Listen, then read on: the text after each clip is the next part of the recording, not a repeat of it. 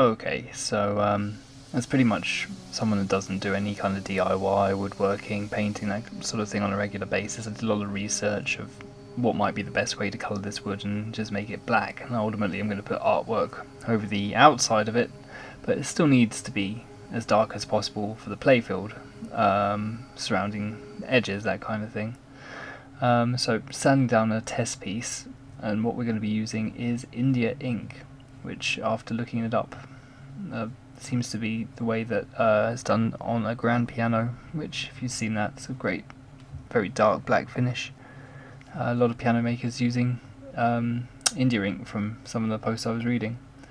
So this is the stuff. Now you need to get a specific type of ink. It's this Speedball ink. There was one other brand, but this is the one I could find cheap and readily available.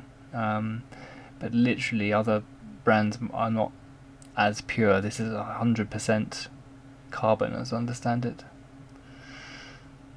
It goes on just like water. Like a little bit will go a long way, really will. So I'm just painting it on essentially,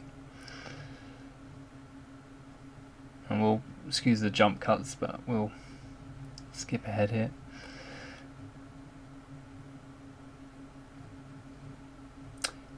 Extremely cheap too, and as I say, little goes a long way. I think this entire big bottle that you saw there costs about £15 in the UK, so really not expensive. In the video I saw, he was talking about he'd had the same bottle for 4 years, which, having seen this stuff and having seen after you used a paintbrush with it on and trying to clean the paintbrush out, literally had it held down under dripping water for 4.5 minutes or so, and there was still a good steady stream of ink. It would just, like a vortex, keep coming in from nowhere, like a squid.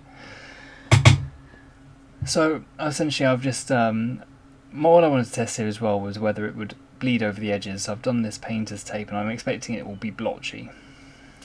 So as you can see, I've done painter's tape, painted over it, see if I can get a square out of this ink or if it's going to seep over under the edges. But yeah, black as can be, black as the night itself.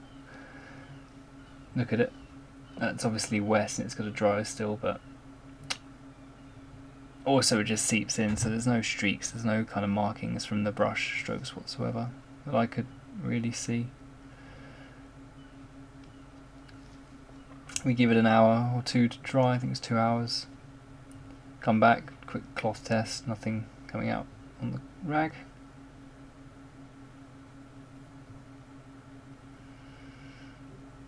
And excuse the shoddy camera footage, so you can see it's very dark, but with one coat it's still showing, it's like a greyish ash colour.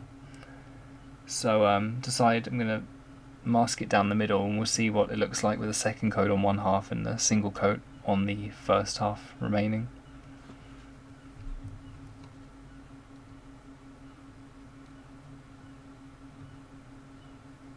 And again, just smoothing it on. If you can tell from the video how thin that is, but it's really extremely drippy. A little does go a long way.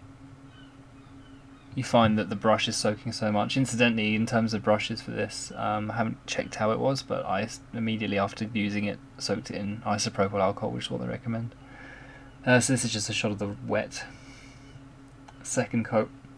Now to really show you I had to go outside, but look at the black on the one half and the greyish colour on the other half. Obviously the one on the right is the second coated and the one on the left is the single coat only, and you can just see that just looks like a piano, looks completely black.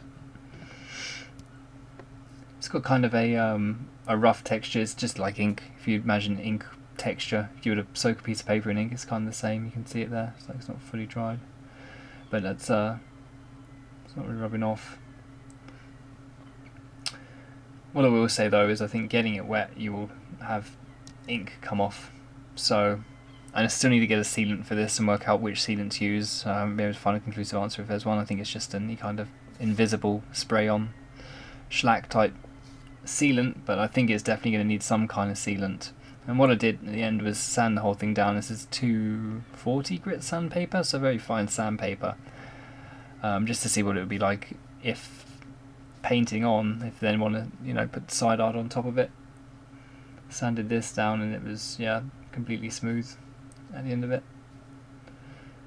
Obviously, it does lose its colour, but you could, I assume, sand it, then recoat and sand it again if you want to. I think the final texture is most likely, again, I'm not an expert, probably the final texture is still going to be an inky, rough kind of texture until, you know, you finish it in some way and then sand down the lacquer if it needs be.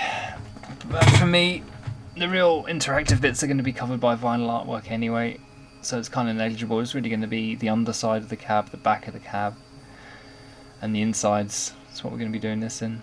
That's the plan.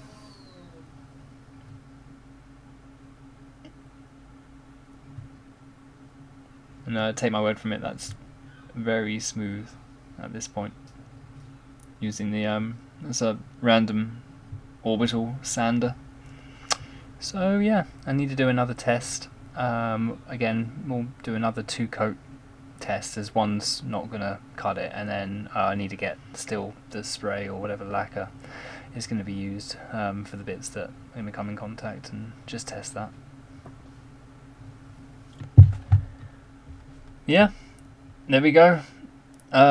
Thoughts on ebonizing wood?